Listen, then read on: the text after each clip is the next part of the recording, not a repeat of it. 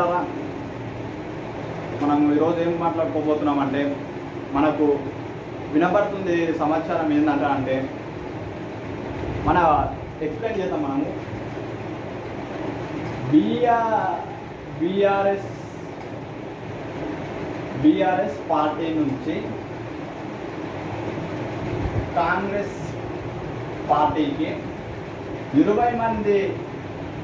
మంది ఎమ్మెల్యేలు జంపు చేసే అవకాశం ఉందంట. 20 మంది ఎమ్మెల్యేలు జంపు చేసే అవకాశం ఉందంట. 20 మంది ఎమ్మెల్యేలు జంపు చేసే అవకాశం ఉందంట. ఇప్పుడు ఇది అధికారంలో ఉందని ఇక్కడ ఉన్న 20 మంది ఎమ్మెల్యేలు జంపు చేస్తే అక్కడ కేసీఆర్ గారికి ఏమి విలువ ఇచ్చినట్లంటే మీరు నాకు అర్థం కాదు. ఇన్ని రోజులు కేసీఆర్ సంఖ్యలో మీరు ఉండి ఇప్పుడు కాంగ్రెస్ పార్టీ అధికారంలోకి వచ్చిందట అని కాంగ్రెస్ పార్టీ సంఖ్యలో మళ్ళీ ఎక్కడానికి పోతున్నారంటే ఇప్పుడు కేసీఆర్ వల్లనే కదా మీరు ఎమ్మెల్యేలు ఎంపీలు అయ్యింది. ఇప్పుడు కేసీఆర్ టికెట్ ఇవ్వకపోయి ఉంటే మీరు ఎమ్మెల్యేలు ఏడైతుండే అంటే ఇప్పుడు కేసీఆర్ టికెట్ ఇచ్చినందుకు మీరు ఆయనకు అంత సానుభూతి చూపెడుతున్నారు మీరు కదా.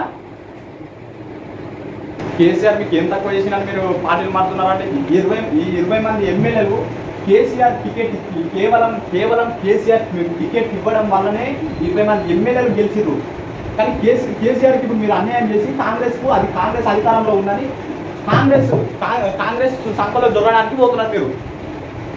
అంటే మా ఆస్తులు కాపాడుకోవాలి, మా భవిష్యత్తు కాపాడుకోవాలి, మళ్ళీ మేము జైలుకు పోతామేమో, మేము ఇన్ని కుట్రలు చేసినాము, మేము ఇన్ని ఆస్తులు సంపాదించుకున్నాము, పేద ప్రజలను హింసించినాం మేము అలా మళ్ళీ మమ్మల్ని జైలుకు పంపిస్తే మా ఆస్తులు పోతాయి, మా అంతా పోతుంది అని ఈరోజు కాంగ్రెస్ పార్టీకి జంపు చేయడానికి చూస్తున్నారు 20 మంది ఎమ్మెల్యేలు.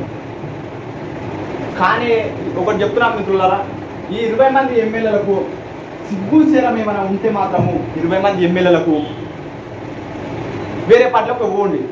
సిగ్గుశరం ఉంటే దీంట్లో పోండి, అది లేకపోతే మీరు బంద్ చేసుకోండి.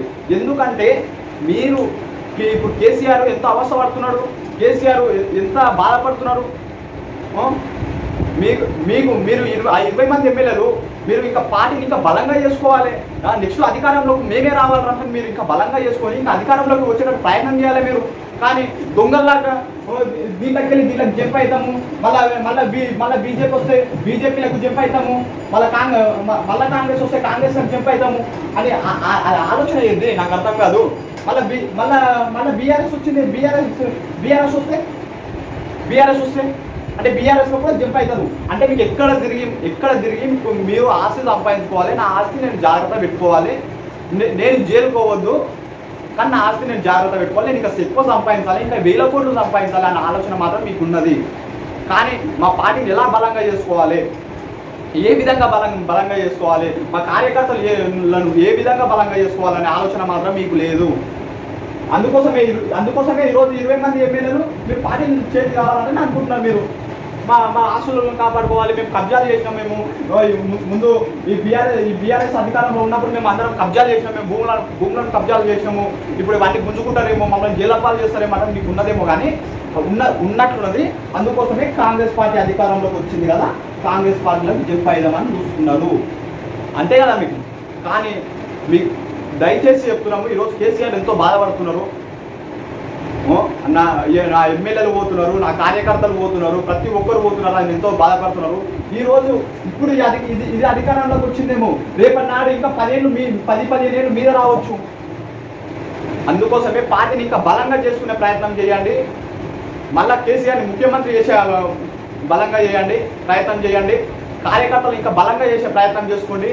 కానీ ఆ పార్టీలకు జంప్ అవుతాం, ఈ పార్టీలకు జంప్ అవుతాం. మీకు మానవత్వం ఉంటే ఏ పార్టీలో ఉన్నారో, ఏ జెండా పట్టిరో, బీజేపీ అయినా సరే, కాంగ్రెస్ అయినా సరే, బీఆర్ఎస్ అయినా సరే, ఏ పార్టీ జెండా పట్టిరో ఆ పార్టీ జెండానే పట్టండి మీరు. కానీ ఆ పార్టీలోకి పోతాం, ఈ పార్టీలోకి పోతాం, మాకు ఆ పార్టీలోకి పోతే పైసలు వస్తాయి, ఈ పార్టీలోకి వస్తే పైసలు వస్తాయి అంటే ఏదో ఒకసారి మీరు కూడా అధికారంలోకి వస్తారు, ఏదో ఒక రోజు మీరు కూడా అధికారంలోకి వస్తారు. కానీ పార్టీలు మారకండి.